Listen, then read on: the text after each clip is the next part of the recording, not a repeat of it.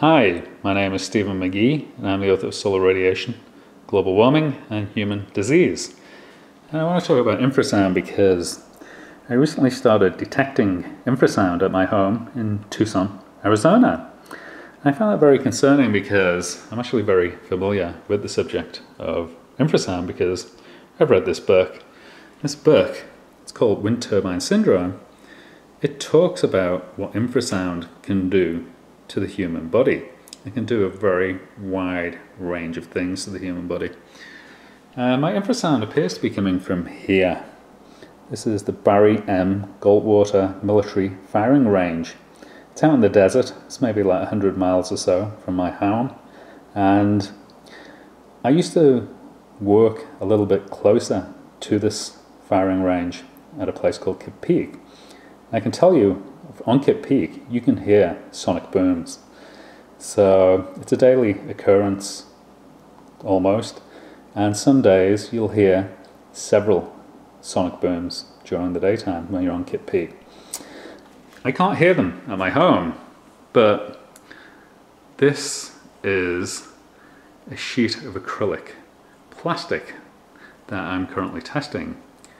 And this sheet of acrylic plastic responds to infrasound, much to my surprise.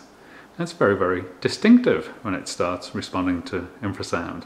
It'll start shaking, only lasts for about a second or so, but it's very, very distinctive. It's very different from anything that the wind does. And I'm going to show you how it's put together. So if you want to try and detect infrasound or you have infrasound concerns, you can reconstruct this at your home and hopefully detect it. So what we have, the main part of the detector, is this sheet of acrylic. And you'll see that the sheet is easily pushed around.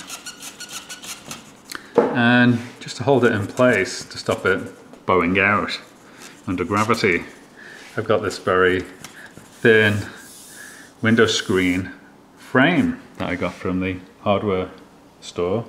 Put a little angle bracket on it to hold it into place.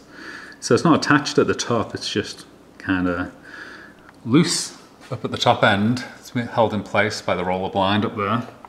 Down here I just put an angle bracket onto it and screwed it into the frame. And I put a couple of screws around the frame just to simply stop the wind from pushing out the pane of acrylic.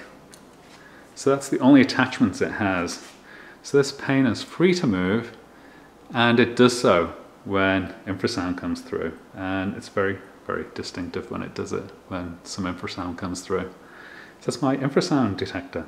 So if you want to build it, it's very, very easy. And it works very, very well. I hope you enjoyed the presentation, and I wish you the very best of health. Thank you.